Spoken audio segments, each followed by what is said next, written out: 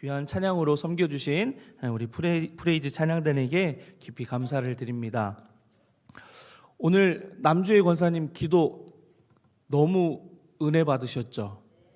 네, 이 웬만한 분 같으면 여기 계시다가 울면서 내려갔을 텐데, 우리 남주혜 권사님은 매주 그래도 이 앞에서 서서 찬양을 인도하시는 분이라 더 큰 목소리로 여러분들 들으시라고, 하나님 들으시라고 큰 소리를 이렇게 지르면서 기도하셨는데, 우리 너무나 수고하신 우리 권사님께 우리 큰 박수 위로하겠습니다. 감사합니다. 추운 날씨임에도 불구하고 변함없이 이 예배의 자리를 지켜주시는, 사모하며 나오신 우리 모든 성도님들을 주님의 사랑으로 환영하고 축복합니다. 하나님께서 여러분의 삶에 넘치는 은혜와 평강을 부어주시기를 간절히 축복합니다. 여러분, 오늘 설교의 제목이 무엇인지 아십니까? 네, 웅성웅성 하시는데 오늘 설교의 제목은 걱정 말아요 그대입니다. 왠지 모를 친숙함이 있지 않으십니까? 네, 맞습니다. 바로 대중가요 제목과 같은 제목으로 오늘 설교의 제목을 정했습니다. 같은 제목으로 유명한 노래가 있습니다. 바로 2004년에 가수 전인권 씨가 발표했던 노래가 바로 이 동일한 곡인데요. 그 당시에 참 많은 사람들에게 사랑을 받은 노래였습니다. 이 노래는요, 이후에 2015년에 이 번동에서 가까운 동네 쌍문동을 배경으로 한 응답하라 1988이라는 드라마에서 배경음악으로 삽입되면서 더 많은 사람들에게 사랑을 받게 되었습니다. 1988년 여러분 기억하십니까? 참 많은 일들이 있었는데 그 시대를 추억할 수 있었고, 그리고 배우들의 그 실감나는 연기가 우리의 삶에서 먼 이야기가 아니라 내가 살아오는 이야기와 같아서 많은 사람들이 그 드라마를 통해서 위로를 받고 힘을 받았습니다. 그때 흘러나왔던 이 노래가 바로 걱정 말아요 그대라는 이 노래였는데, 이 노래의 노랫말이 더 많은 사람들을 위로하고 힘을 주었던 그런 노래가 아니었나 싶습니다. 이 정도 말했으면 우리 목사님께서 노래 한 곡 하시려나? 네, 그러면 실망시키지 않도록 노래 한 곡 하겠습니다. 아이고. 그대여 아무 걱정하지 말아요, 우리 함께 노래합시다. 그대 아픈 기억들 모두 그대여 그대 가슴에 깊이 묻어버리고, 지나간 것은 지나간 대로 그런 의미가 있죠. 떠난 이에게 노래하세요, 후회 없이 사랑했노란 말해요. 네.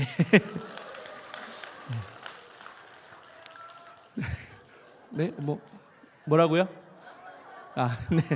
네. 여러분, 제가 잠깐 불렀는데도 여러분 마음이 좀 촉촉해지셨습니까? 그런데 여러분, 이 노래보다 더 우리를 힘이 나게 하고 위로하는 노래가 있습니다. 어떤 노래냐 하면 하나님께서 우리를 향하여 부르시는 사랑의 노래입니다. 세상의 노래도 우리를 힘이 나게 하는데, 우리를 향해 노래 부르시는 그 하나님의 사랑에 우리가 축 처져 있어야 할 이유가 어디에 있겠습니까? 오늘 우리에게 주신 이 말씀을 통해서 하나님의 크고 놀라우신 사랑, 위로를 경험하는 은혜가 있기를 간절히 축복합니다.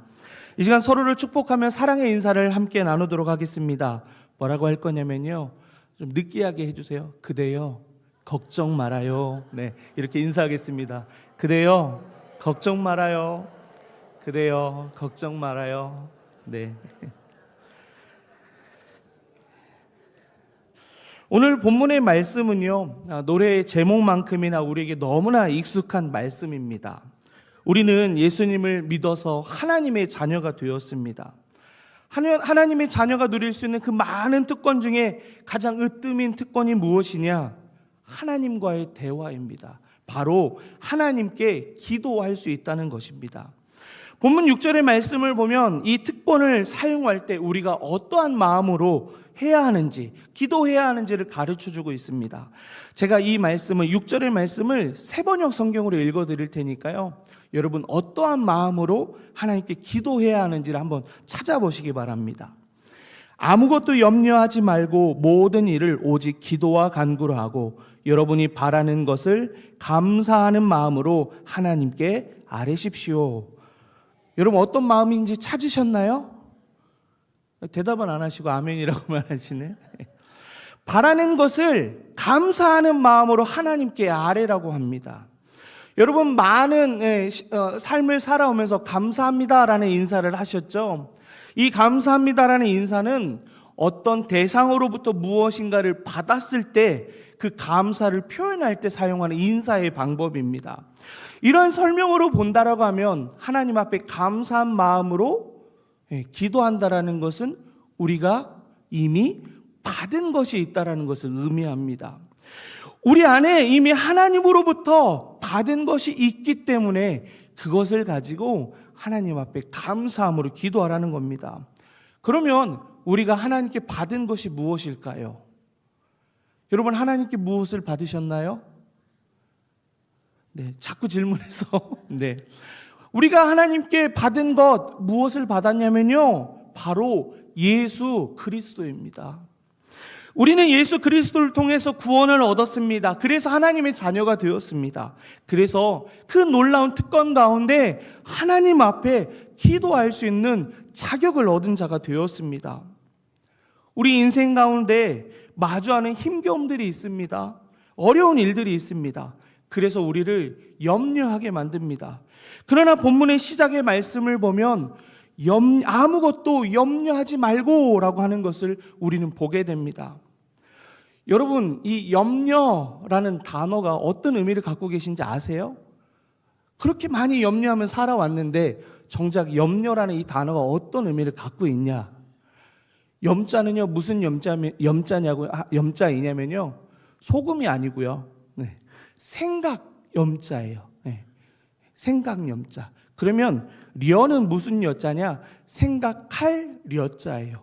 그러면 이 단어 한 단어 안에 생각이 몇 개 있어요? 네? 몇 개요?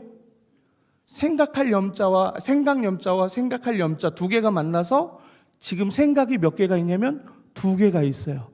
그런데 너무 재미있게 이 생각할 염자, 생각 염자의 두 번째 의미가 뭐냐면요, 20이라는 뜻을 갖고 있어요. 그러면 이 20이라는 의미를 가지고 이 단어를 다시 보면 두 개의 생각이 아니라 10배가 되는 20개의 생각이 되는 거예요. 생각이 많으면 우리가 어떻게 되죠? 염려하게 될 수밖에 없는 거예요. 생각이 많아지니까. 성경의 원어로 이 단어를 보면요, 어떤 의미를 가지냐면요, 나누다라는 뜻을 가지고 있는 단어와 마음이라는 단어가 합쳐져서 염려라는 헬라어를 갖게 됩니다. 그러면 이 단어가 다시 무슨 말을 갖게 되냐면요, 마음이 나뉘다라는 의미를 갖는 거예요. 하나님의 마음과 내 마음이 나뉘어지면 어떻게 될 수 있을까요? 우리는 염려할 수밖에 없는 거예요. 이 단어의 또 다른 번역은 무슨 번역을 갖고 있냐면요, 분열이라는 뜻을 갖고 있어요. 나뉘다라는 의미와 같이 의미를 갖고 있죠. 근데 여러분, 사랑하는 여러분들, 우리 인생 가운데 절대로 분열되면 안 되는 것이 있습니다. 그것이 무엇이냐면요, 바로 하나님이에요.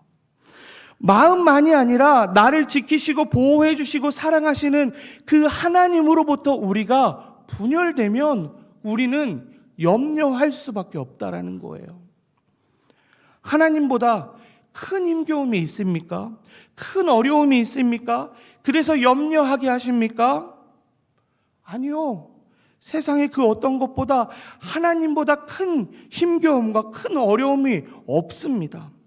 제가 아이들하고 종종 놀 때 아이들을 이렇게 놀려주는 재미가 또 있잖아요. 마냥 좋은 아빠만은 아닌 것 같아요. 그런데 이 아이들 놀려줄 때 제가 한 가지 방법이 뭐냐면 새끼손가락을 눈앞에 갖다 대고 에이 새끼손가락만 하네 하고 놀릴 때가 있어요. 근데 실제로 이 아이가 새끼손가락만 한가요? 아니요. 엄청 크거든요. 그런데 제 눈앞에 새끼손가락을 갖다 놓고 그 아이를 바라보면 영락없이 새끼손가락만 하거든요. 이처럼 내 삶의 문제, 내 삶의 힘겨움, 내 삶의 어려움들을 하나님과 내 사이에 놓고 내 눈앞에 가까이 놓으면 하나님이 그것보다 커 보일 수 있을까요? 아니요. 작게 보일 수밖에 없는 거예요. 내 눈앞에 가까이 그 문제들, 힘겨움들, 어려움들을 놓고 보면 하나님은 그것보다 작은 존재가 될 수밖에 없다라는 겁니다. 그런데 정말 큰 것이 무엇입니까? 그 어려움, 힘겨움, 우리를 염려케 하는 그 무엇이 아니라 그 모든 것보다 가장 크신 분이 하나님이시라는 것을 믿으시기 바랍니다. 우리가 하나님과 나뉘어지면, 우리가 하나님이 얼마나 크신 분인지를 잊게 되면 우리는 염려할 수밖에 없습니다. 반대로 우리가 하나님께 찰싹 하고 붙어 있으면 내 삶의 그 어떤 것보다 크신 분이 하나님이라는 사실을 잊지 않으면 우리는 염려하지 않고 하나님께서 우리에게 요청하신 것처럼 감사하는 마음으로 하나님께 기도할 수 있습니다. 여러분, 성경을 보면 이 염려라는 단어가 가장 많이 나오는 성경이 어딘 줄 아세요? 안세 보셨죠? 네. 이 성경 안에서 염려라는 단어가 가장 많이 나오는 성경책이요, 바로 마태복음입니다. 마태복음인데 그 마태복음 가운데 특히 6장에 여러 번 나와요. 6장에 염려라는 단어가 몇 번이나 나올까요? 센스가 있는 분들은 답을 아실 텐데, 네, 우리 옥형미 권사님 6번이라고 하신 거죠? 네. 6장 안에요, 염려라는 단어가요, 6번 나옵니다. 예수님께서 말씀하십니다. 목숨을 위하여 무엇을 먹을까, 무엇을 마실까, 몸을 위하여 무엇을 입을까 염려하지 말라. 너희 중에 누가 염려함으로 그 키가 한 자라도 더할 수 있겠느냐? 여기 키 작으신 분 누가 계시죠? 저도 나름 크지 않은, 남자 축에서는 크지 않은 키인데요, 키가 좀 더 컸으면 하는 그런 염려로 살아왔던 시간들이 있었거든요. 근데 정말 하나님 말씀처럼 한 자도 크지 않더라고요. 너희가 어찌 의복을 위하여 염려하느냐? 들의 백합화가 어떻게 자라는가 생각하여 보라. 수고도 아니하고 길쌈도 아니하였느니라. 그러므로 염려하여 이러기를 무엇을 먹을까, 무엇을 마실까, 무엇을 입을까 하지 말라. 그러므로 내일 일을 위하여 염려하지 말라. 내일 일은 내일이 염려할 것이요 한날의 괴로움은 그날로 족하리라. 아멘. 이 말씀들 사이에 결론의 말씀으로 우리에게 예수님 말씀하십니다. 그런즉 너희는 먼저 그의 의와 그의 의를 구하라. 그리하면 모든 것을 너희에게 더하시리라. 아멘.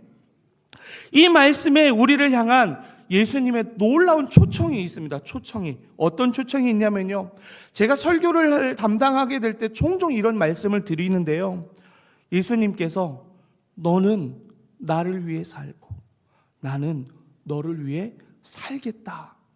이 초청으로 우리를 부르신 거거든요. 여러분 한번 생각해 보십시오. 예수님께서 나를 위해서 계시고 나는 예수님을 위해 있다면 누가 더 수지 맞는 거죠? 여러분이 예수님을 위해서 얼마나 많은 것들을 할 수 있으세요? 근데 반대로 예수님은 여러분들을 위해서 얼마나 많은 일들을 하실 수 있습니까? 이 놀라운 초청 가운데 우리를 부르셨다라는 거예요. 사랑하는 여러분, 그러면 우리는 더 이상 염려가 아니라 감사하는 마음으로 하나님 앞에 기도하면 됩니다. 그러면 약속하신 것처럼 이 모든 것을 너희에게 더하시다라는 이 놀라운 복이 우리의 삶 가운데 주어진다라는 것을 기억하시고 그 응답의 주인공들 되시기를 간절히 축복합니다. 본문 7절을 보면 응답만이 복이 아니라고 얘기합니다. 또 다른 것을 우리에게 주어졌다라고 이야기합니다. 우리 7절의 말씀을 함께 읽어보겠습니다.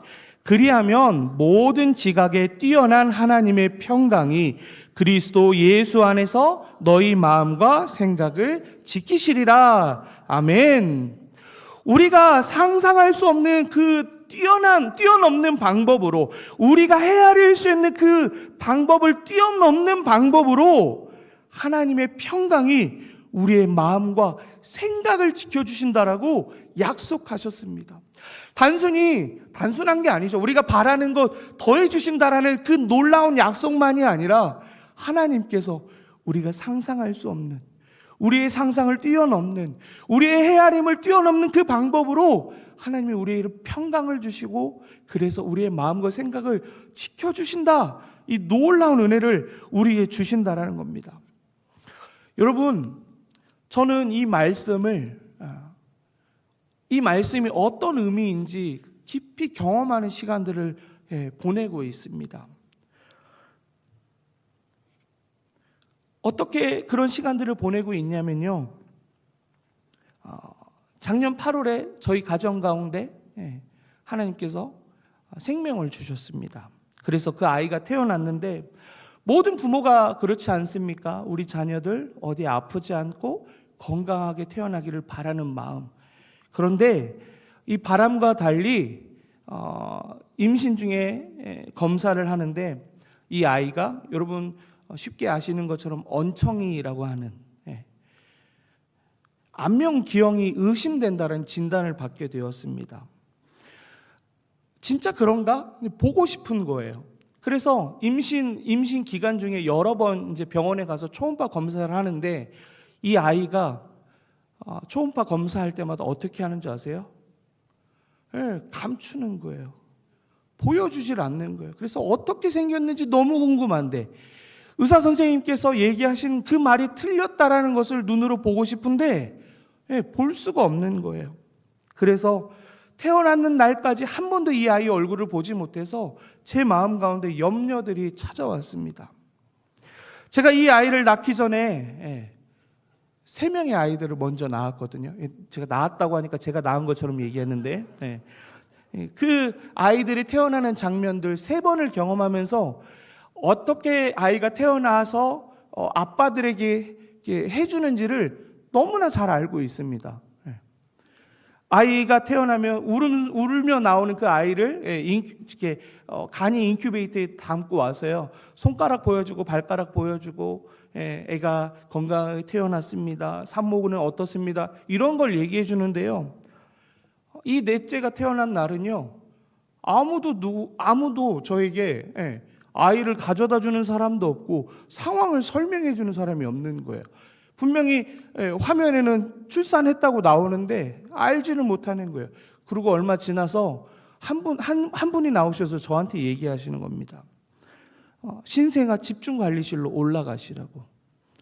그래서 제 마음 가운데 이거 뭔가 잘못됐구나라는 생각을 하게 됐어요. 그래서 급히 그곳으로 올라가는데 한 선생님이 나오셔서 저에게 상황을 설명해 주는 거예요.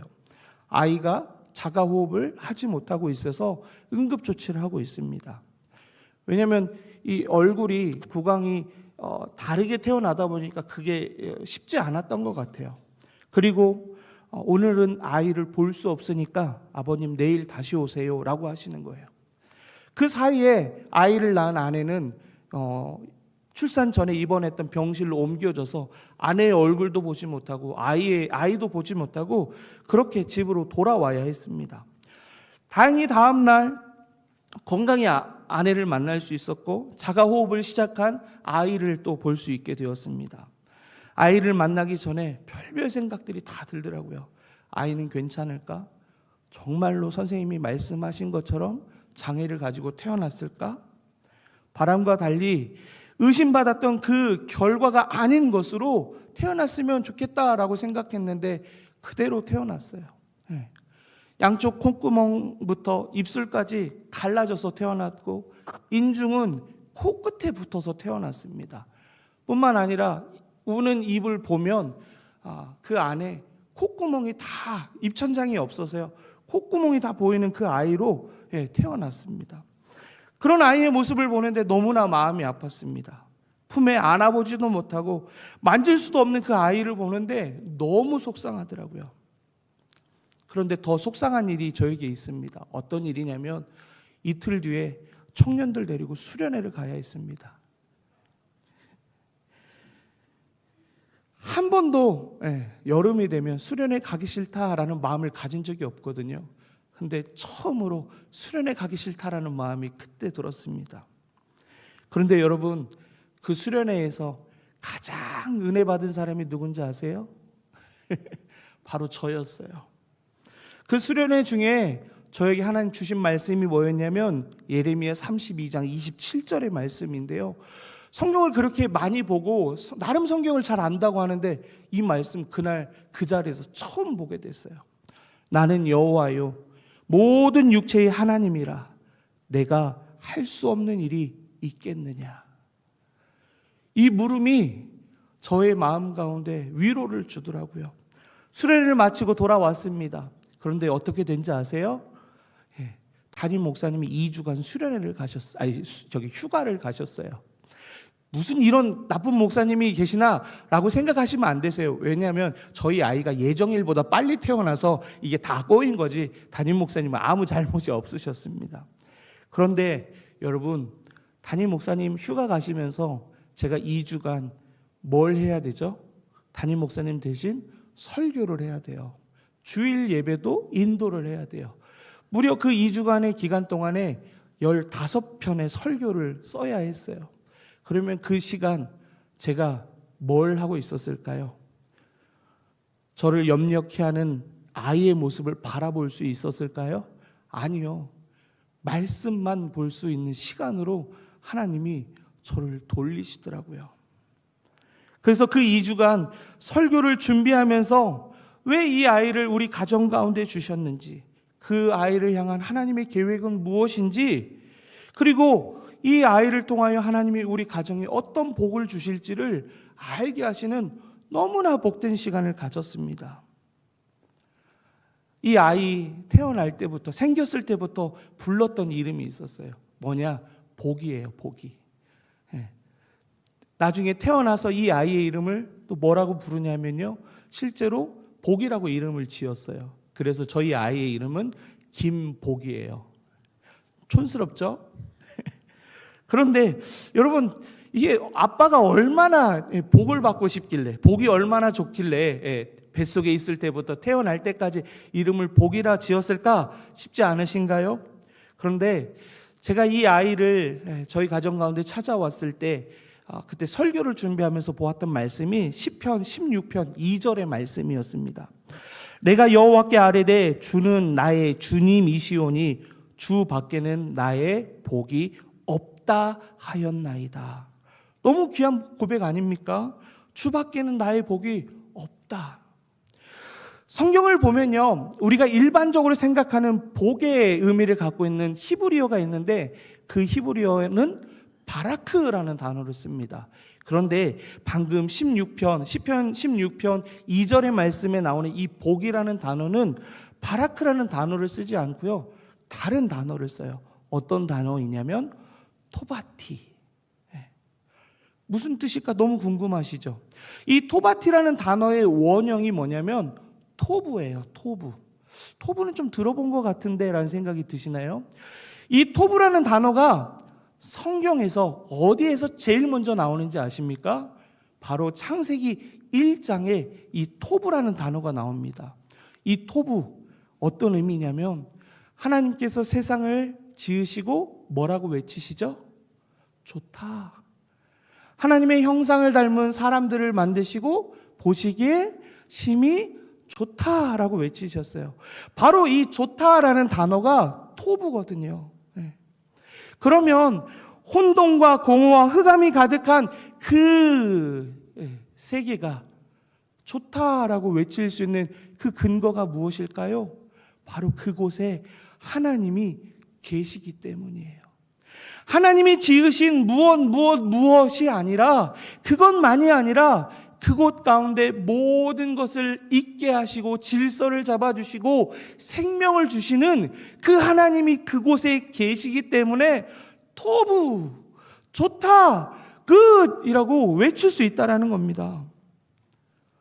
복되다 말할 수 없는 그 아이의 삶에 하나님이 계시기 때문에 복되다 말할 수 있고, 아이를 통하여 믿음이 없었던 이 아버지의 마음에 주밖에 나의 복이 없다라고 고백할 수 있게 하신 그 하나님이 정말 복되다라는 겁니다.